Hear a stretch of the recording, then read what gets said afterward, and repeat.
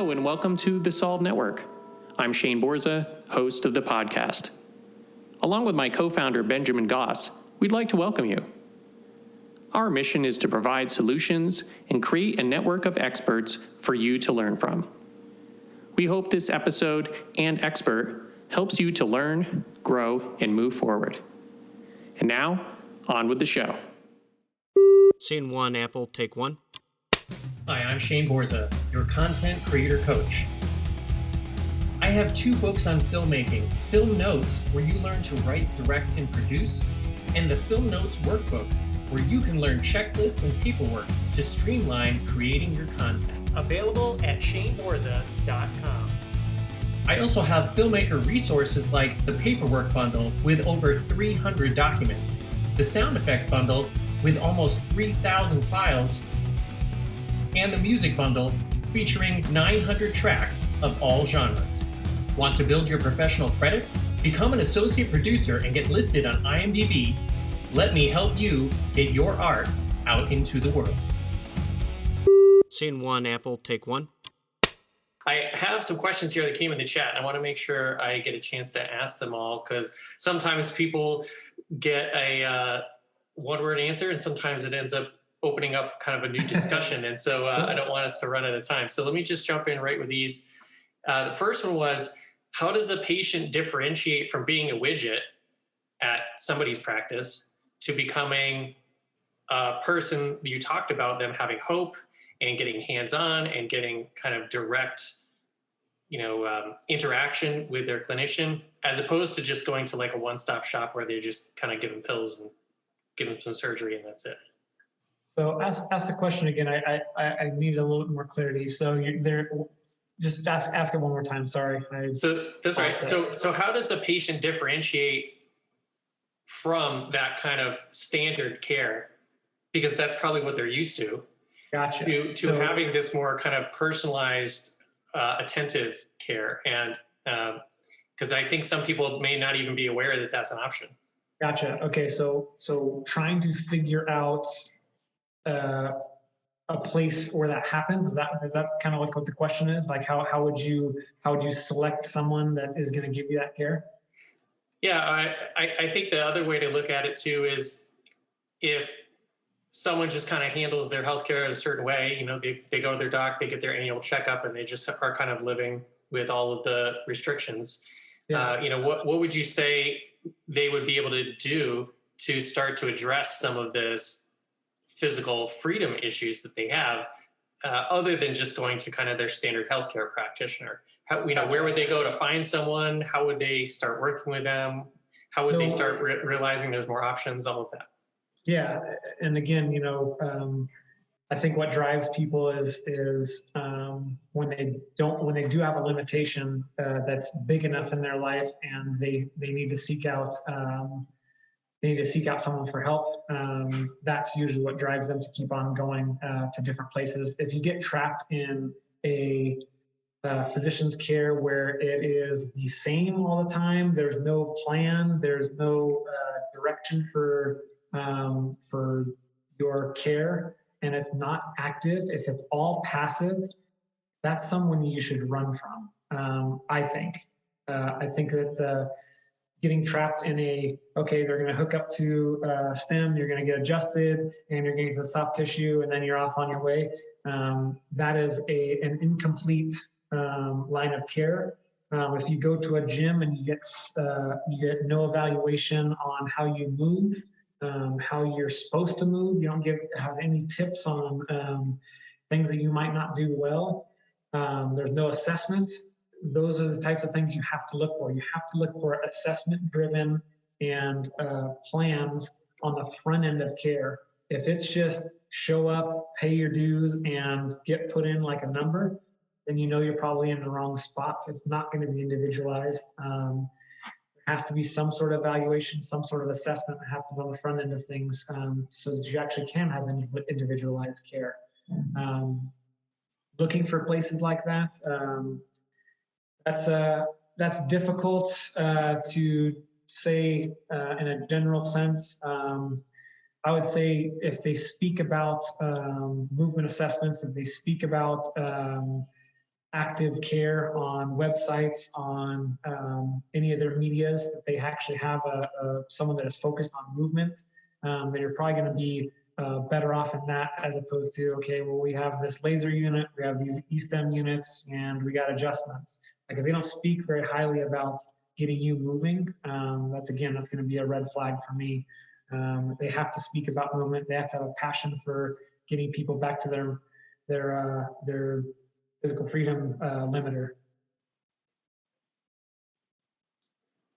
So you started to talk about this there at the end of like how to specifically find someone, because that was the next question, which is, if they live somewhere else and they can't come to Elevate, yeah, are you part of a network, or is there a place that you could recommend that they find some similar place or something kind of aligned with the values that Elevate has that might be the other side of the country or something like that? So with us, and I don't know if there's a lot of clinics that do this, but what we have is it's called a discovery session. I'll get on the phone with someone, and I'll let them know all of our services. I'll let them know what I do, and that's a really good way. If anybody has anybody that you think has this athletic approach, this forward-thinking approach, where it's not just sterile passive care. Reach out to them, ask them what their process is. If it coincides with some of the stuff that I've talked about, there is one-on-one patient care. There's not just handed off to an assistant. They have an integration with some sort of movement professional. That would be a very big green light to say that's going to be someone that can actually help you, not be a number, not just be someone that shows up and gets popped and clicked and rubbed and then they're done. Ask to talk to someone that actually knows the procedures of medical practice, and say, is there anything that sounds like what you've heard here today? Is there going to be one-on-one care? Is there going to be things that you can actually listen to? Is it, how much time do you get to spend with a physician? That makes a big difference. If it's less than 10 minutes with a physician most of the time, if they say that, then you could almost guarantee you're going to be passed off to someone for either a passive care or a sheet of paper, or it's not going to be physician one-on-one level care. It's going to be a very tall sign there. But make the call. It's very easy. Most of the time, a front desk assistant or a manager can get on the line and tell exactly what their services are. If they can't, then that's probably a red flag as well. If they can't speak to what they do at their own clinic, get out of there, find someone else. If you have questions about who to go to, reach out to me, reach out to Elevate, and we're more than happy to expand our network to other people and let them know who we work with. We work with people in Scottsdale, Oregon, California, Florida. We have all sorts of people that we've worked with, and if we can suggest someone to you guys, absolutely, we'll do our due diligence to ask a couple of questions and see who the best is around you guys. That's great. And that's another thing. I didn't know you had those associations in other states. So that's really great. Yeah, it's not, and I wouldn't say it's necessarily an association. It's more of a referral network. Obviously, if we grow Elevate to what we think we're going to grow it to, maybe we will have places in Florida, I don't know, Brazil, wherever. I don't care where it's at, but we want to be nation. We want to be worldwide. Like I said, it's the worldwide thing was kind of bold for us to say, but it takes a little bit of a boldness to make some big difference. That's very true. The next question is, how does physical freedom meet medical choice? And I think that a lot of times you were talking about, people going in and how they're having these kind of minimalist things like, we'll put the pad on your back and there you go. Or, which I know a lot of people who have had an injury, and the kind of reaction is, oh, we'll just go in and fix the shoulder, it's day surgery, it's fine. And they don't have any other kind of fixed option other than like the surgery default. Yeah. So I'm just curious where those two things meet. That's a really good question, and a lot of people end up. A lot of people ask that question if they get frustrated with a type of conservative care. We did a doc talks on this actually a while ago. When to get an MRI. So MRI usually says there's something else kind of lurking. There's a bigger pathology, a bigger tissue damage that's lurking.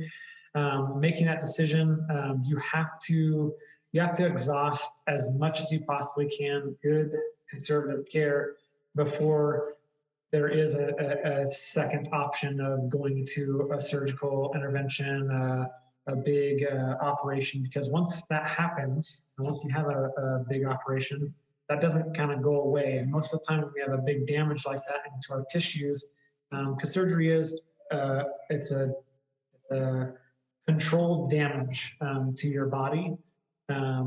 Once that happens, there's scar tissue that happens, there's extra arthritic changes that can happen. There's going to be a lot of sensory input that is changed just because you have incisions at certain areas.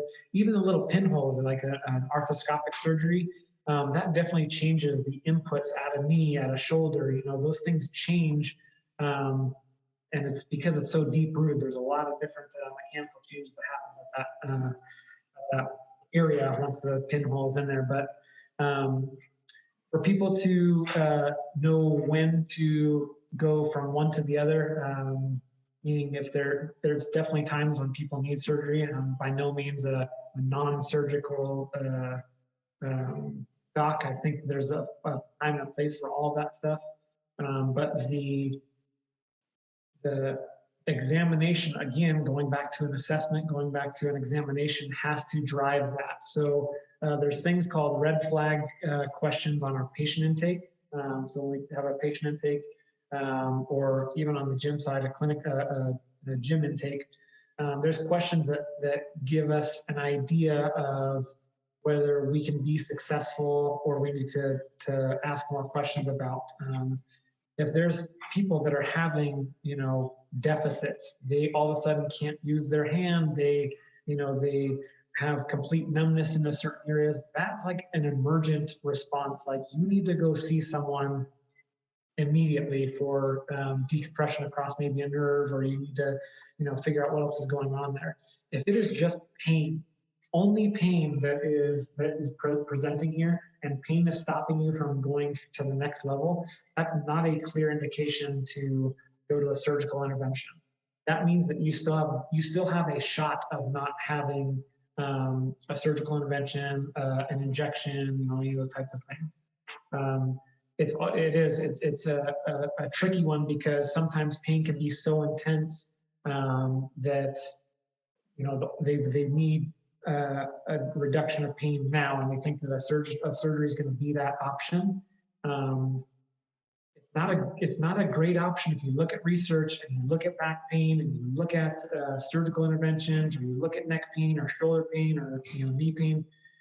There's surgeries that there's like 50-50. Like if you have back pain and you have a surgical intervention, it could be 50-50 on whether it helps or not. I think knees, if you have a meniscectomy and you take out some of your meniscus, it's a little jelly pad that kind of helps cushion your knees. Within 6 years, the arthritic changes are, I think, doubled, if not tripled, for those patients. So is it worth rehabbing the crap out of that knee and trying to hold on to as much cartilage as possible? Or do you take it out for the short-term, reduction in pain and swelling and symptoms? I'm going to try to advise people as much as I can to exhaust the attempt of not going under the knife, just because I've seen so much of the bad things. Again, I'm not saying surgery is not warranted at some cases. I just don't think that pain alone is the driver of what should make you have surgery. Yeah, that's a great way to explain it. And again, there's another alignment here, because one of the things that I work with people is the kind of longevity perspective. And, I, like you mentioned, I'm a climber, and a lot of my friends who used to climb, they don't anymore. And I'm like, well, I don't want to stop. I've been climbing for a couple decades. I want to climb for a couple more decades. So it's not so much about being the fastest or the strongest. It's about having that kind of long-term ability to move and, go to the mountains over and over and over again. Kind of like you were talking about having, is it the immediate reduction of pain, or is it the longevity of, having that knee be healthy, for instance. And it's difficult, but I think it's great, the point you made about exhausting all those options. And I think that sometimes it's almost like the cart's before the horse, or whether it's the medical profession or the just kind of broader viewpoint where people assume, oh, I had this problem, so I'll just get surgery and then they'll fix it. It's the culture that we live in, Shane. Like the things that we have at our fingertips now are now, and I can get through it if I take this pill, or I can get this surgery. It's the now effect, and people don't want to grind a little bit. You've had a interesting ankle fracture. It's taken time. There's no doubt about it that tissue healing takes time. If you give the tissue an environment to heal in, it can make progress. You have to have a plan. You have to execute as much as you can. We took as many different approaches as we could. We talked about movement. We talked about things that you can do on your own for soft tissue.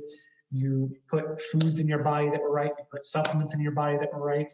And we could have said, yeah, maybe we should get a surgical consult and have this ligament pinned back.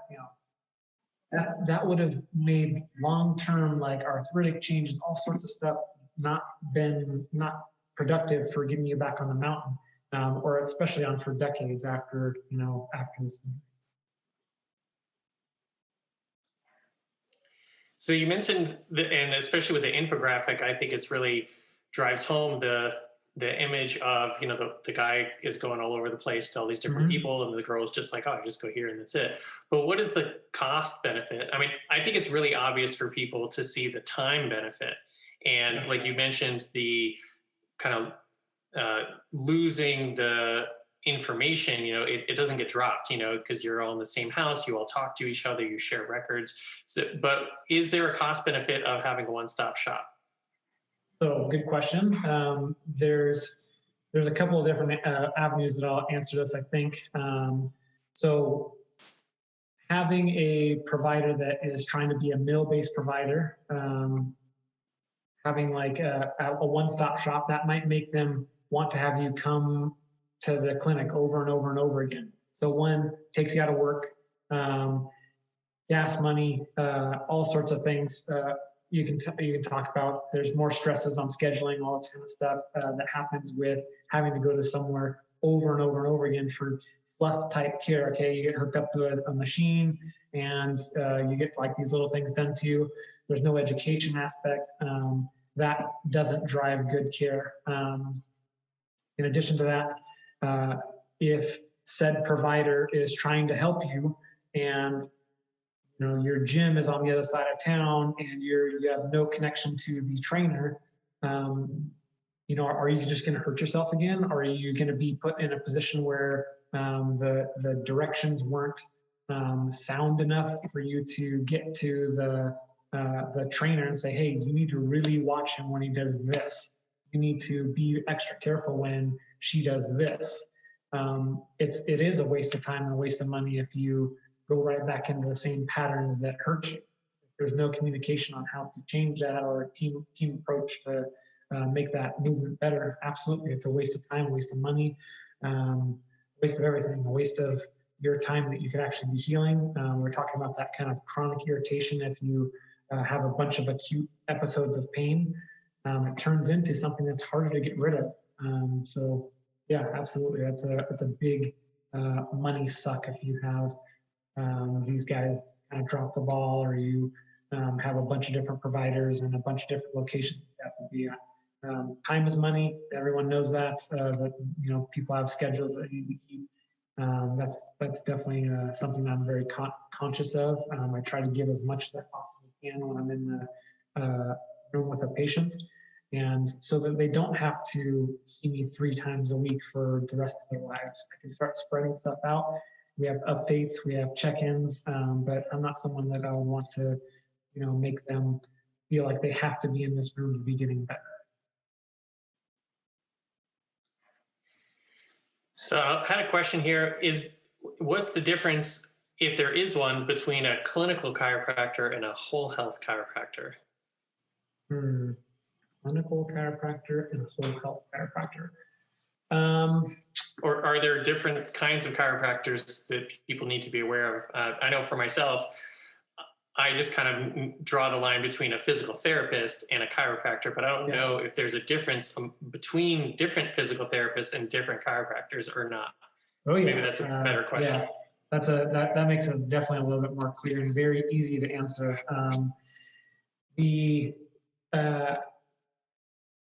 I don't want to say the old way, or there is a tradition that's kind of made chiropractors sometimes maybe a black sheep of the medical society, and that is that they are crack, pop, and leave, or crack, pop, and put them on stem.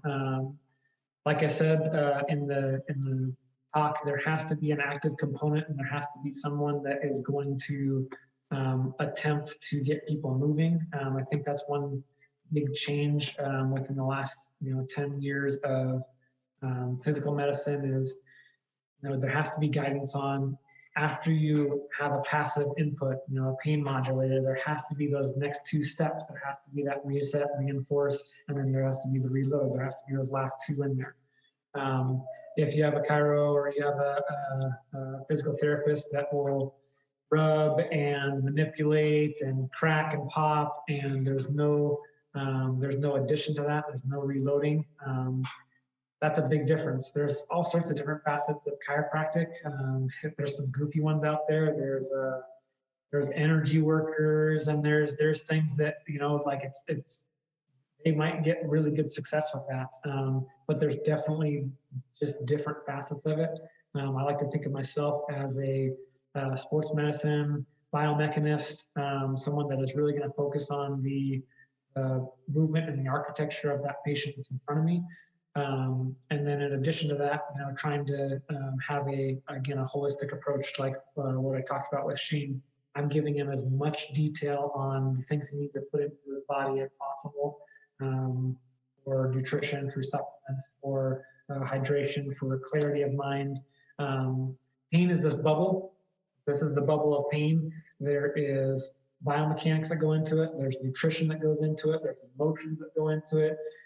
There's state of mind that goes into it. All of these things play into it.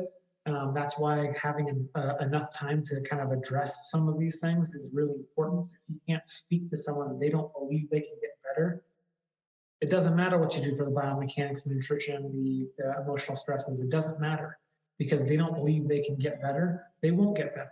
So if you have the time to talk to these patients, if that truly is a big factor in their pain, you need to address it. You need to make sure that they're on board with the treatment, they're on board with their plan to get better.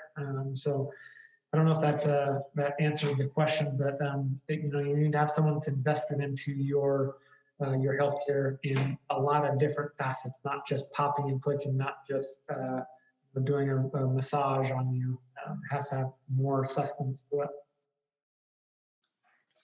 Yeah, and I definitely know people who have fallen into, whether it's acupuncture, chiropractor, massage therapy, or whatever, and they're just going in for their weekly visit forever. Yeah. Because, like you said, there's no reloading or kind of extension to the plan past the adjustment. It's just, we'll adjust you, you feel better, you go home, and after a couple days, the adjustment kind of wears off, sort of, or the movement, restriction comes back, and then they release it, but it's just this constant, we'll fix it, we'll fix it, we'll fix it, fix it, right? Yeah. So it's great. I think the reloading is something that I hope is a good takeaway for people, because that is something that is really important. The other aspect of that is that you were talking about, if people feel like they can't get better, then they won't, is a lot. And I have a friend of mine that I kind of throw him under the bus a little bit because he's always like, well, we're middle-aged men. We can't do that stuff anymore. And I'm always like, really? Like, yeah.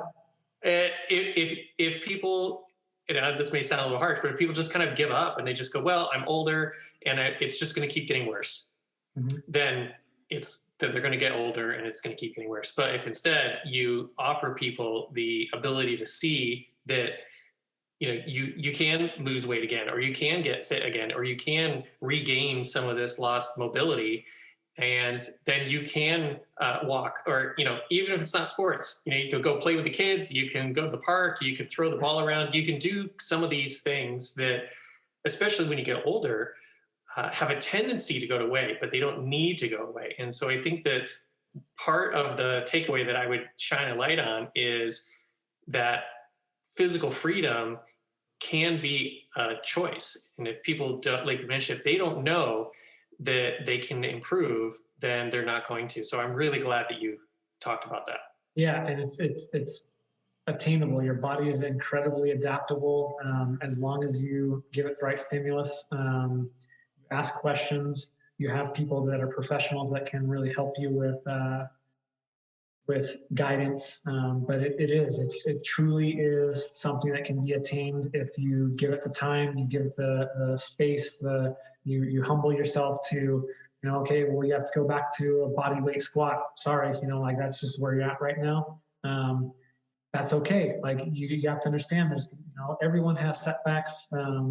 Injury comes with setbacks, but there's progression from setbacks. You can only go up from there. That's a really cliche thing to say, but it's true. You find your bottom and then you start climbing out. It takes time. You have to be patient with certain things, but as it comes to fruition if you give it the time. Yeah, very, very well said. So a couple more things, and then we'll start to wrap up here.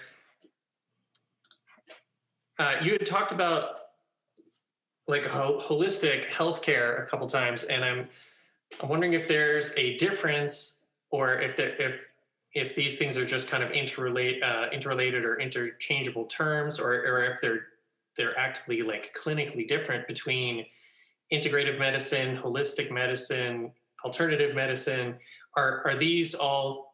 Is it the same as like when people say practice training or working out? They're kind of all the same thing, or are those terms do they all mean different things, like to medical practitioners?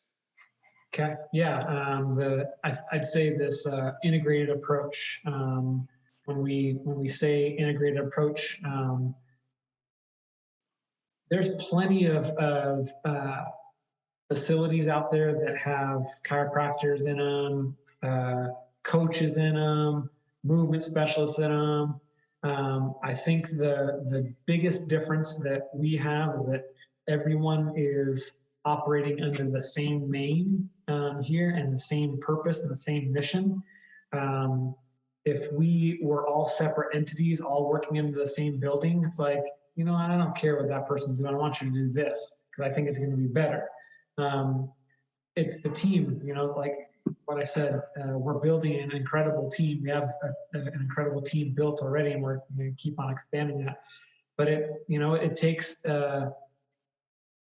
takes people that are willing to be on a team to have an integrated approach. I think some people say integrated medicine because they have a bunch of providers that maybe are in the same building or in the same area.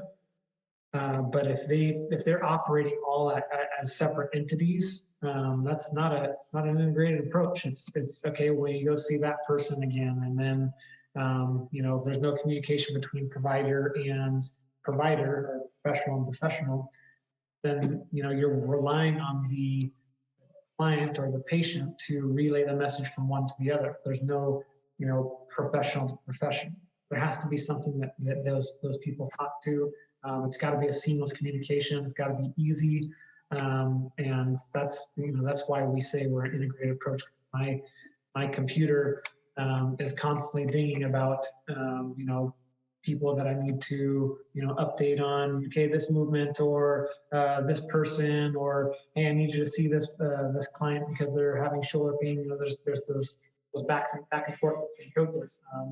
It happens, and that's an integrated approach. Because then once I see them, or once I get a hold of the coach, I get to let them know exactly what's going on with Jimmy, Johnny, Sally, whoever.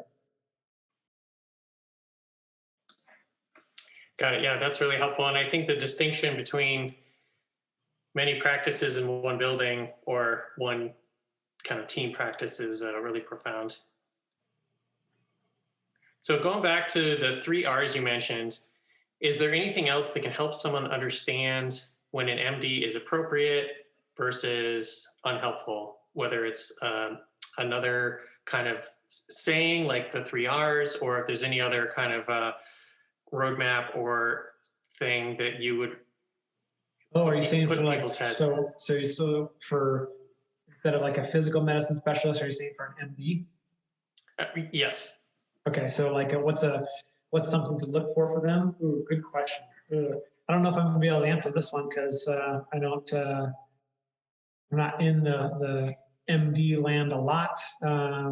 Things that I look for when I do feel comfortable reaching out to a patient or reaching out to another doctor for help. I have a couple of concierge docs that I work with, and I know that concierge docs, they will give time to their patients similar to myself. It's not a 3 to 5 minute appointment.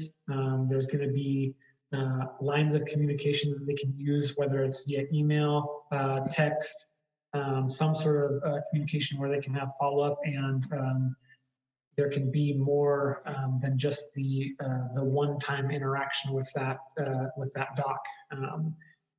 I don't know if there's a slogan or something they operate by, but I would definitely look for in looking for an MD would be how much can you access them, and are you going to go there and show up for a 3-minute appointment after you've been waiting for 3 hours in a waiting room?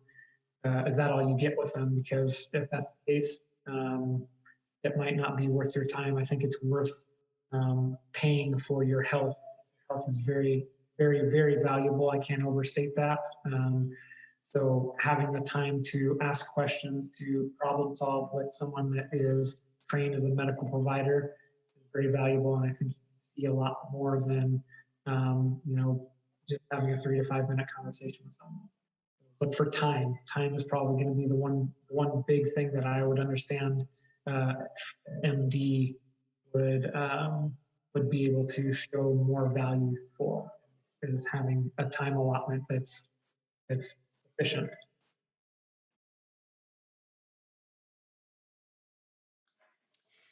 Yeah, and I think that is another thing that it's like food. If you upgrade the quality of your food, it's an investment in your future health. And just like you were talking about with the one-stop shop, it's investment in saving a lot of time, a lot of energy, a lot of running around, and the same with getting quality healthcare. You're kind of front-loading the expense sometimes by going to a more expensive practitioner or getting more boutique care, but in the long term, you're going to save a lot of time, money, and energy in the future because you kind of nip some of these issues in the bud, and they're not going to blow up and become a big problem 10 or 20 years down the road because they weren't ever addressed. Correct. And if you have, like a 3 to 5 minute conversation with a chiro, physical therapist, an MD, whatever it is, are they truly attacking like something that's going to be useful for you? Sometimes you get lucky and it feels good and it makes you feel better. I don't want to leave my health up to just like a hope and a whim that they nailed it after 3 minutes of talking to me. I don't feel like that's a smart way to attack my health. So again, I agree. I think having the investment word is valuable for people to understand. You're going to do this for yourself, for your future, for your kids, for whoever it is that you want to do it for. You want to be there for a loved one in the future, and maybe that's what drives you to take that extra step and seek out someone that's going to be a little bit more of a whole provider for you, individual provider. So last two questions. This one's talking about how it says the benefit of a lot of gyms is that they're open 24 hours, but it's probably more about getting efficient and accurate evaluations of your current body mechanics as opposed to just going more. Do you have anything to speak about that? I know you were talking about earlier going in, and if a gym didn't have some kind of assessment where they saw where your movement patterns or whatever, it may not be a quality gym. So can you have anything else that you could talk about? You know, a lot of these box gyms, they are open 24 hours and it's convenient, and they have everything, but they might even be super cheap, but they don't necessarily have those kind of other missing components. So do you have anything else that you would recommend or say about some of that stuff? Yeah, absolutely. I mean, so if there is a goal in mind and you don't know how to attain that goal, that is when I think it is truly a huge necessity for an assessment and for a physical medicine provider or movement specialist to work with you on what it is that you're trying to attain. And we do this all the time. We have people that go to 24-hour fitness, they go to Lifetime Fitness, they still work with us. Why? Because it's going to be a little bit more specific to what they need. If you still want to go and work out and do all this stuff, have the understanding or the context of what you should and shouldn't do there, and then go crush it. Like if you want to get a workout at 12 at night and that's your norm, by all means, if you're checking your boxes off and getting your sleep and nutrition, all that kind of stuff, go do it. I don't want people to stop working out because they can't afford a boutique gym. That's not what I'm saying here. But if you truly have a movement goal, if you have something that you really want to attain, you better have someone that's going to help you understand the roadmap first.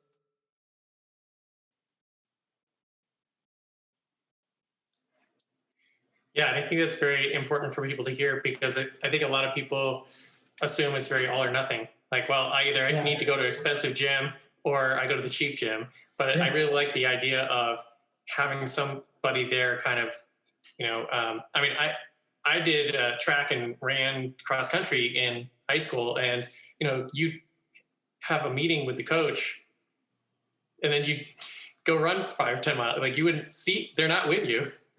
So you check in with them first, you go do the thing, and then afterwards you come back and they say, how was it? And you tell them, and then they make changes for the next day, depending on your feedback.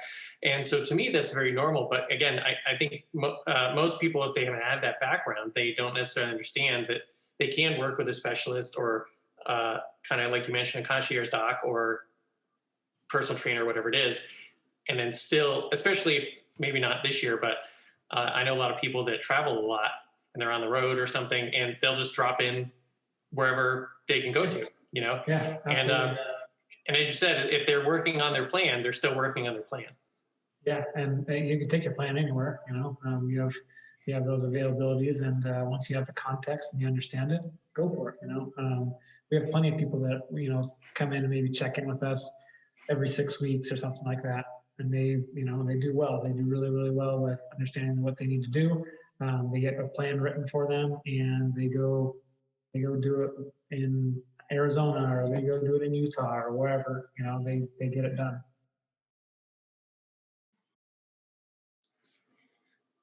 So last question, what's your top or singular recommendation for everyone that's listening so they can have more physical freedom? If you were going to say one thing, what would it be?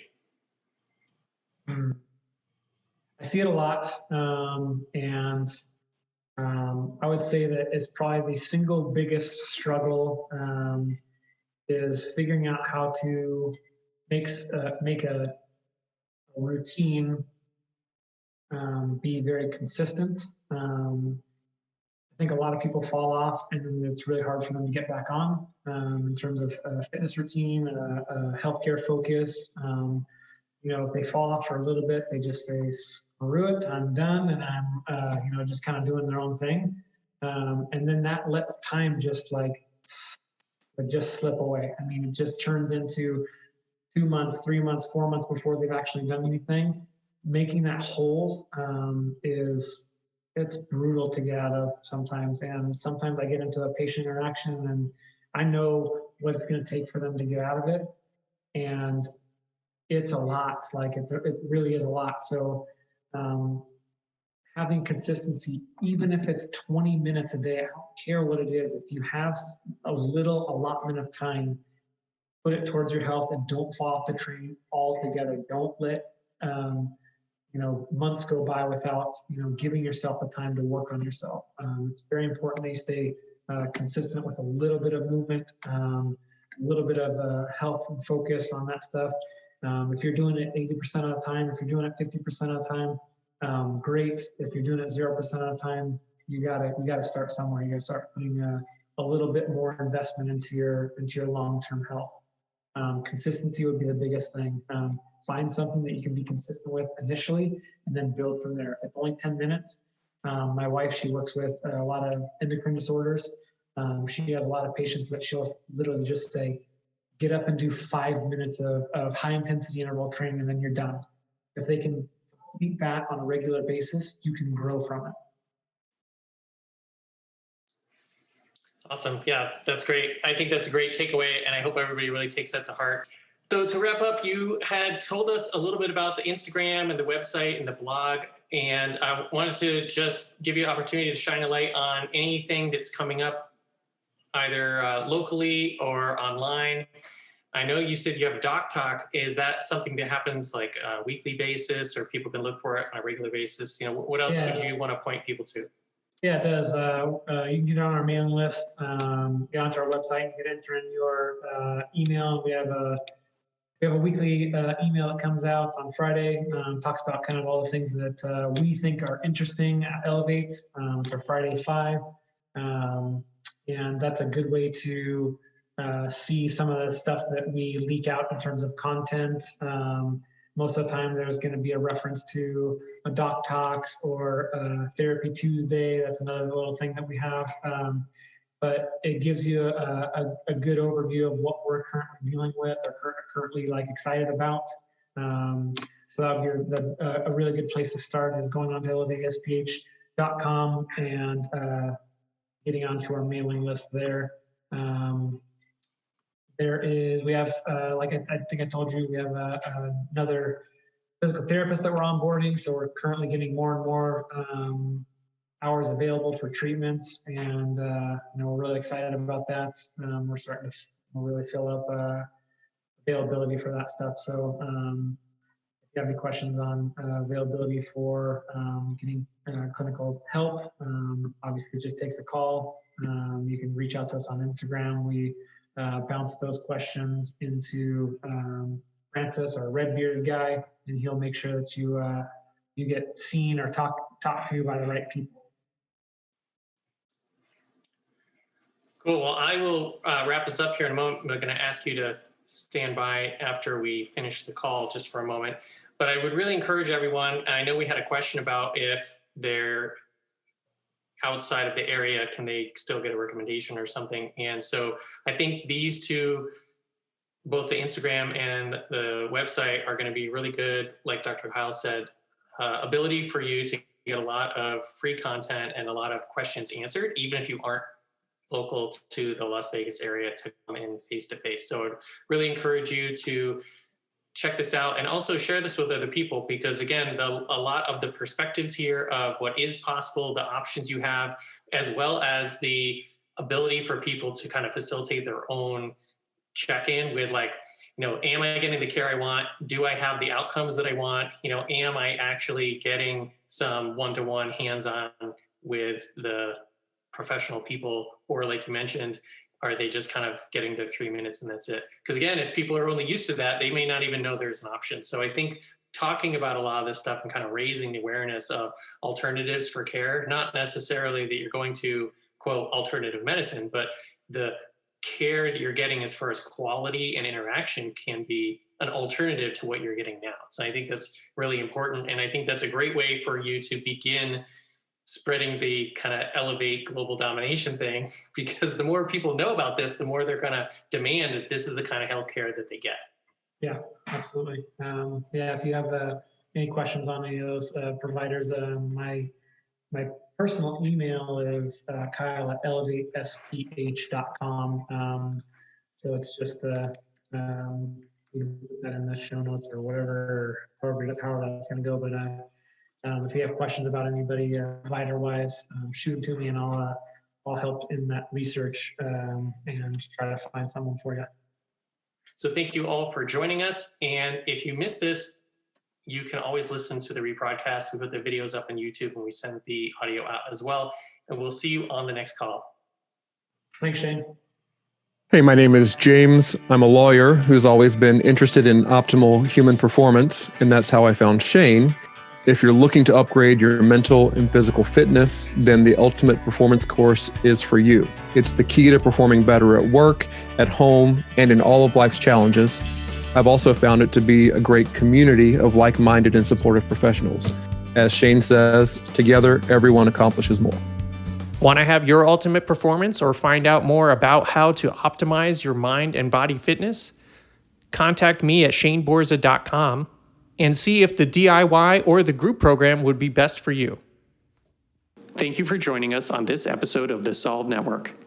These interviews are from our web series of the same name. Want to watch? Head over to YouTube and search for the Solve Network. If you have questions, you can reach out to me at shaneborza.com. On behalf of my co-founder, Benjamin Goss, we're glad you are a part of the network and hope you are finding solutions. If you need solutions, please reach out.